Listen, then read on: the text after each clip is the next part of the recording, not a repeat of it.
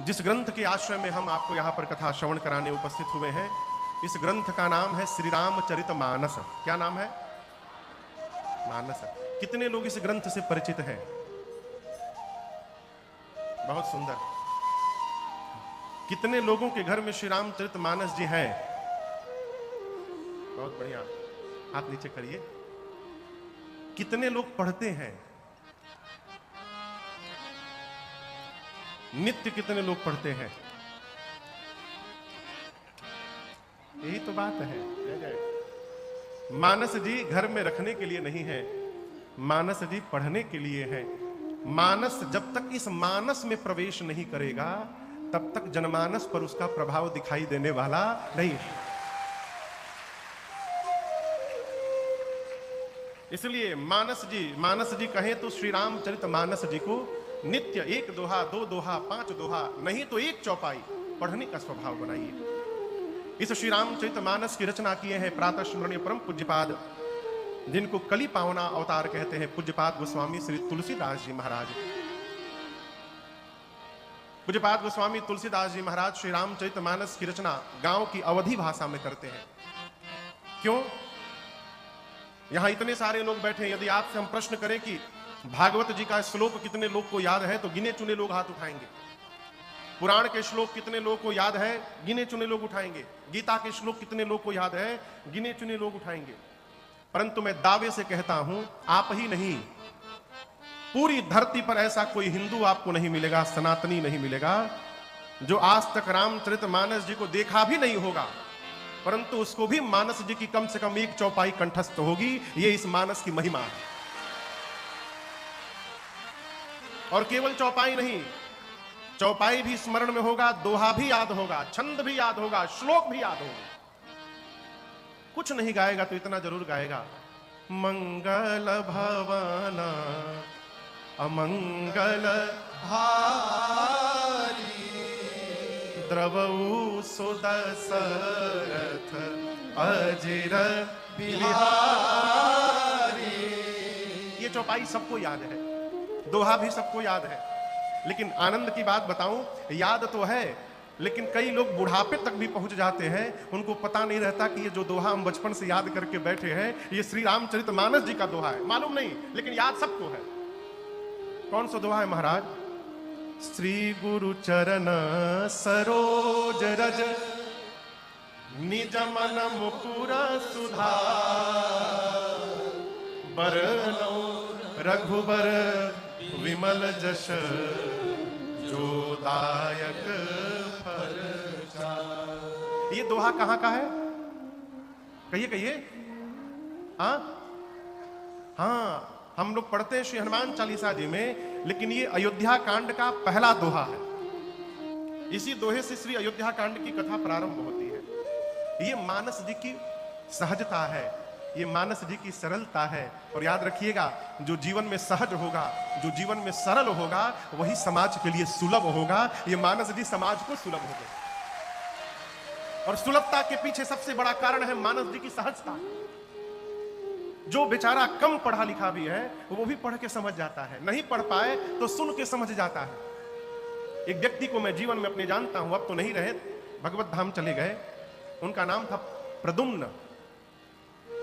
जब मैं छोटा था तो मेरे पूज्य बाबूजी साल भर में कम से कम 10-12 अखंड श्री रामचरितमानस जी का पाठ कराते थे।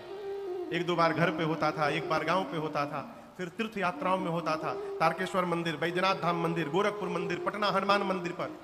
तो हम लोग भी जाते थे 2 दिन के लिए मानस पाठ करने। तो उसमें प्रद्युम्न भैया आप जाते थे, वो भी पढ़ने के लिए। उनको लिखने नहीं आता था, पढ़े लिखे नहीं थे, अंगूठा लगाते थे। एक दिन हमने पूछा, भैया आप पढ़े लिखे नहीं हैं तो मानस जी इतना सुंदर कैसे पढ़ लेते हैं? बोले, बाबू बचपन में गांव में जब कहीं पाठ होता था तो मैं भी जाके बैठ जाता था, सुनता था, रोता था, काश मैं भी पढ़ा होता तो आज मैं भी बैठकर मानस जी को पढ़ता। और पाठ में बैठते बैठते सुनते सुनते कब रघुनाथ जी की कृपा हो गई और मुझे भी पढ़ने का ढंग आ गया। ये मैंने अपनी आंखों के सामने देखा। पूज्यपाद गोस्वामी तुलसीदास जी महाराज ने इसीलिए गिरा ग्राम में, गांव की भाषा में श्री रामचरितमानस जी की रचना की। कथा हम आज महिमा में प्रवेश करें इससे पूर्व हम और आप इस रामचरितमानस की परंपरा को श्रवण करते हैं कि ये कथा कहां से प्रकट भई और पहुंचते पहुंचते आज डुमरी गांव में पहुंची है, तो इसकी यात्रा कैसे रही। इस मानस की रचना सबसे पहले भगवान शंकर ने की। बाबा दिखाई पड़ रहे हैं ना। मानस की रचना किसने की? राम जी की कथा की रचना किसने की? भगवान शंकर ने। रची महेश, गोस्वामी जी कहते हैं, निज मानस भगवान शिव ने मानस की रचना की। रचने के बाद कहां लिखे? मानस में लिखे। मानस यानी मन। भगवान शंकर रामचरित्र की रचना करके अपने मन में रख लिए। मन में रखी हुई कथा को प्रकट कब किए? पाए सुसमय शिवासन पाई सुसमय। सुसमय यानी सुंदर समय। जब भगवान शंकर के जीवन में, गृहस्थ जीवन में सुंदर समय आया, तब जिस कथा को भगवान शंकर अपने मन में छिपा के रखे थे, मां पार्वती के सन्मुख उस कथा को बाबा मन से प्रवाहित कर डाले, प्रकट कर दिए। यहीं से कथा का प्राकट्य हुआ।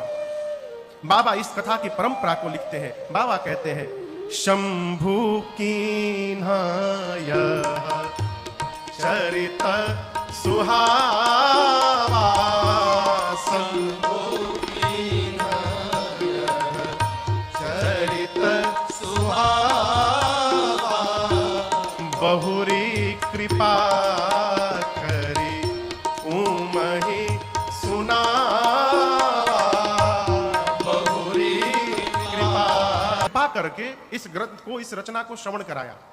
बहुरी कृपा करी उमहि ही सुनावा। देखिए, जो आपको भगवत कथा सुनने की, सुनाने की रचना बना रहा है, मान के रखिए वो जीव आप पर कृपा कर रहा है।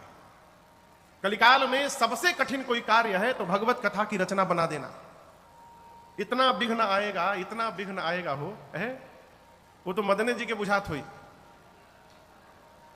लेकिन याद रखिए, अच्छे कार्य में ही विघ्न आया करता है। यदि विघ्न आने से नहीं मान रहा है तो हम कार्य को करने से भी नहीं मानेंगे। जब तक लक्ष्य प्राप्त नहीं हो जाए करते रहेंगे। भगवान शिव ने कृपा करके मां पार्वती को सबसे पहले यह कथा सुनाई। उन्हीं भगवान शंकर से काकभूषुंडी जी को प्राप्त हुआ। काकभूषुंडी जी आएंगे प्रसंग में, भगवान के भगत है वो, कौवा महाराज है। आप इस भ्रम में न रहिएगा कि केवल मनुष्य के शरीर में भगवान की भक्ति प्राप्त हो सकती है। यदि जीवन में पुण्य की पूंजी होगी तो किसी भी योनि में रहेंगे भगवत भक्ति संभव है, प्राप्त हो सकती है। काकभूषुंडी जी को वरदान है कि वो कोई भी शरीर धारण कर सकते हैं, कोई भी रूप बना सकते हैं। 27 कल्प से कौवा बन के बैठे हैं हिमालय के नीलगिरी पर्वत पर। आज भी हैं, आज भी हैं, राम कथा गाते हैं। और उनके सामने भुसुंडी सरोवर है। भुसुंडी सरोवर में नाना प्रकार के चिड़िया पक्षी बैठ करके उनके मुख से राम कथा सुनते हैं। वो चिड़िया की भाषा में सुनाते हैं। आज भी सुना रहे हैं, 27 कल्प से गा रहे हैं। गरुण जी महाराज पक्षियों के राजा हैं। गरुण जी महाराज, गरुण जी भगवान के वाहन है। कभी जीवन में शंकर भगवान के मंदिर में गए हैं आप लोग? कहिए, भगवान शंकर के मंदिर के दरवाजे पर कौन बैठा रहता है? कई लोग सांप कहता, कौन बैठा रहता है? नंदी महाराज। क्यों? कई विचार किया है क्यों? नंदी महाराज भगवान शंकर के वाहन है। बाबा उन्हीं पर बैठ करके यात्रा करते हैं। जो बड़े बड़े लोग होते हैं ना, उनकी गाड़ी उनके दरवाजे पे हमेशा खड़ी रहती है। न जाने कब साहब आ